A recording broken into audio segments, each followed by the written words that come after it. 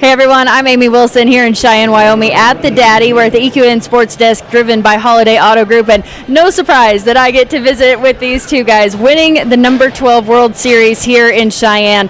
Coming from the 8th high call, we have Martin Lucero and George McQuain. Congratulations, guys. Thank you. Thank you very much. This was exciting because you split $34,770. You guys roped together a bunch, especially now that your numbers work. But this was the biggest one yet, isn't it? It's our biggest win so far. You know, we get to rope a lot now because, you know, our numbers match, and it's perfect for us. Yeah. Just a great roping. You know, this has always been a great roping every year. We always come up here because it's pays so good and the steers are so good, obviously, by the time in the roping, but and then the payout, amazing. You know, so it's exciting to win it.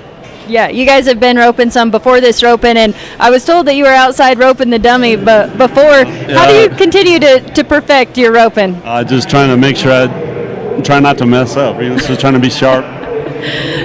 I think that's really incredible, coming from someone who's a 16-time NFR qualifier. You've won the average there. You've been a coach on roping.com. Neither of those, so heading's kind of new to me. You know, I had it when I was a kid, but now I got to work at it pretty hard. Really?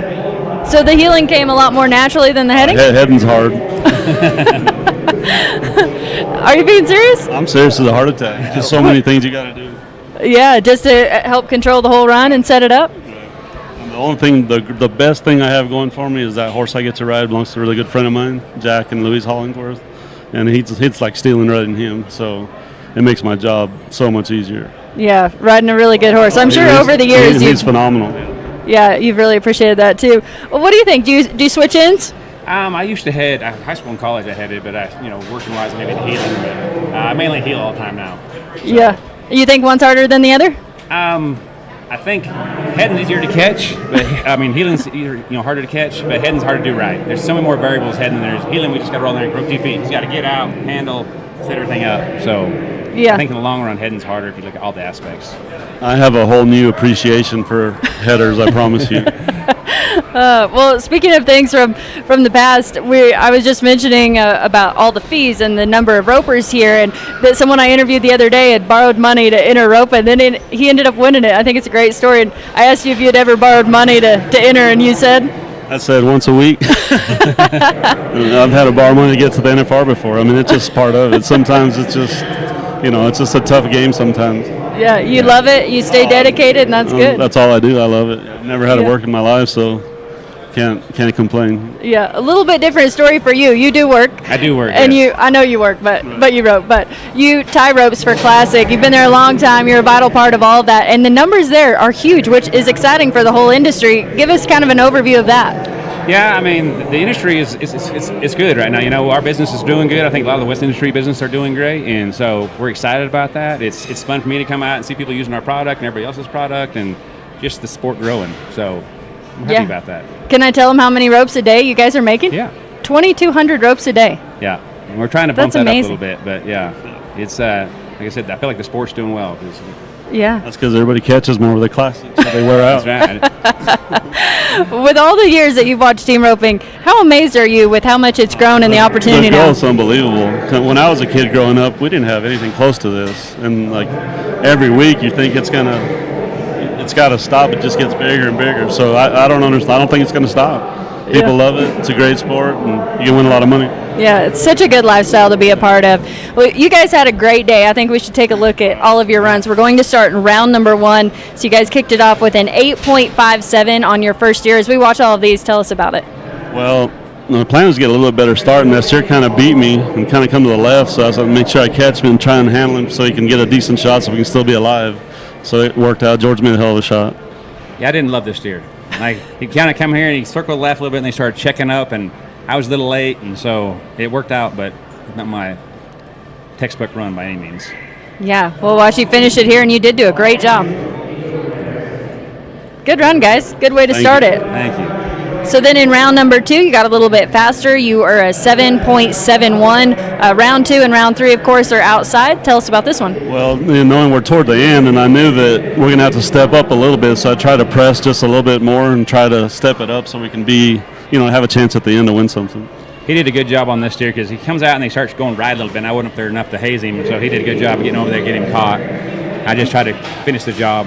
And that horse, like I said, he's so good. No matter what, they go left, they go right, whatever he does, he'll go right over the steer. He doesn't. It's just unbelievable, really. Yeah, he's a cool horse and very pretty. So let's look at round number 3. You got even faster, 7.07 on this one.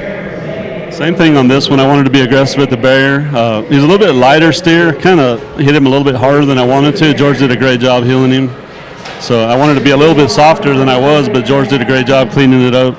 Yeah, I was just thinking, just ride right through here. You know, he kind of, like I said, took a couple quick hops right there, and I was like, just stay over and keep riding and swinging, and it worked out. Yeah, really smart roping, and that head horse is fun to watch. Really cool. He moves his feet so well, it's crazy. So now we're in the short round, 8th high call, 6.64. Tell us about this one. Well, I knew it was really tight all the way from 14th to 1st, really, so I made up my mind I'm going to try and win a good check, and I'm going to go at him no matter what. If I break the barrier, I break the barrier. So I got a hell of a start. I was actually on him faster than I anticipated, and didn't throw the best loop, obviously, but worked out. Steer handled better than I thought he was going to, and George cleaned it up. Yeah, same thing. I knew we had a good steer when he got it on him right quick, and I mean, he had a neck, but I know obviously he knows how to handle it because he's healed a bunch, and so I just told myself to be patient, let him clear, and just try to put a good loop down there. I think that barrier clock said .051. And that was my plan to go at him. I wanted to put pressure on everybody else, you know, let them make the mistake. So that's, you know, in the past, my mindset was always try to get to the lead, you know, and then make them have to beat us. So without doing anything just dumb.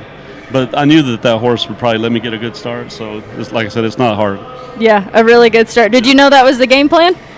Well, we didn't talk about it, but when I saw it, I mean, the Kojo, we did the same thing. He got out a good start, got on pretty quick, and just same thing. If he does that, just do my job and finish it and see what happens. So. Yeah. How much is that all of your rodeo experience that you have that mindset even when you come to jackpots? Well, for me, it's just, I think it helps a lot just because you don't get caught up in the moment so bad and I'm a big guy about just roping each steer, just catch each steer and let, you know, if you have time, you got a chance, you know what I mean?